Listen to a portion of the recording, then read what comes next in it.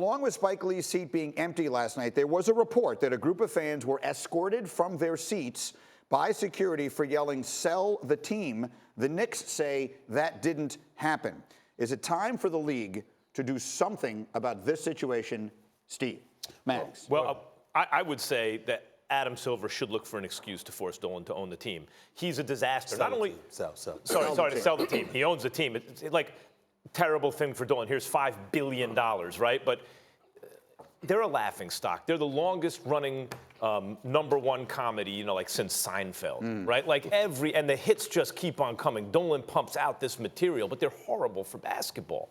Because the interest in the NBA generally, in the largest market in the country, by far 20 million person market, is completely suppressed. I would say in the meantime, everyone root for the Nets if you live in New York City. There's never been an alternative before. He had a captive audience because they were in Jersey. They're in Brooklyn now. Not only are they in Brooklyn, they won 40-plus games last year, and they added KD and Kyrie going forward. Root for the Nets.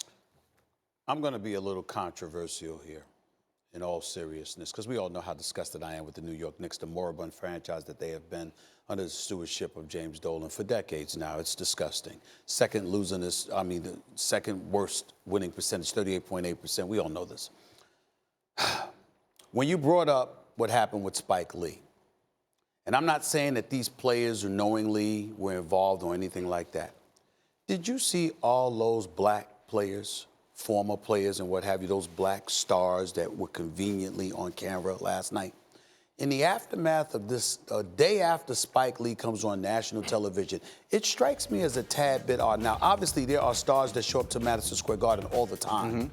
But I have never seen us or anybody else parade on TV a slew of black celebrities in the immediate aftermath of this Spike Lee. That strikes me as a tad bit odd and a bit coincidental. Coincidental, to say the least. Now, obviously, I haven't spoken to these people. I don't know them. I don't know if they were aware or whatever the case, but it harkens me back to when people like myself were on the airwaves in New York City calling for a boycott of the New York Knicks.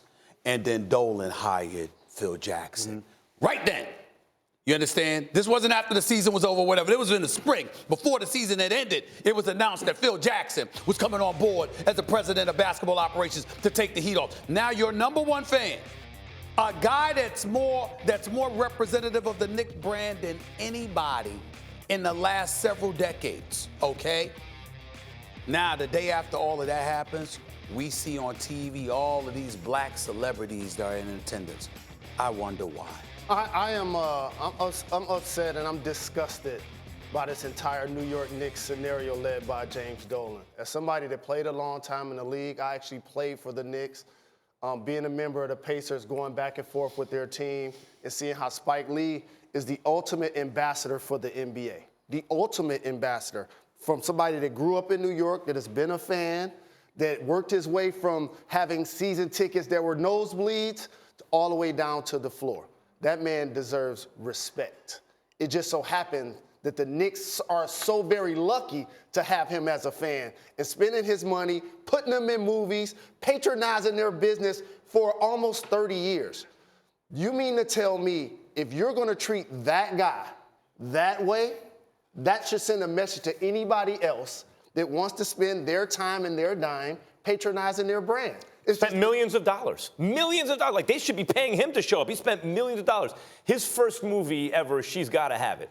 He had Mars Blackman. Remember, that's where that character comes from. I want to say this was like 1984. We're going back over 35 years. He's there arguing with another character that Bernard King is better than Larry Bird. Like, he's been upping the Knicks and giving them cultural relevance now for almost 4 decades. But, you think that he was insisting on using a certain elevator just to be a pain in the butt? What? But also, here's another thing. For all people that can hear my voice, sometimes your critics are right. And that includes you, James Dolan. He's behaving like a tyrant, just like the Houston Astros. Y'all got caught cheating. Y'all can't take away people's signs at the game. You can't tell people not to yell, "Sell the team." People can say what they want to say, right? Thank you for watching ESPN on YouTube. For more sports, highlights, and analysis, be sure to download the ESPN app.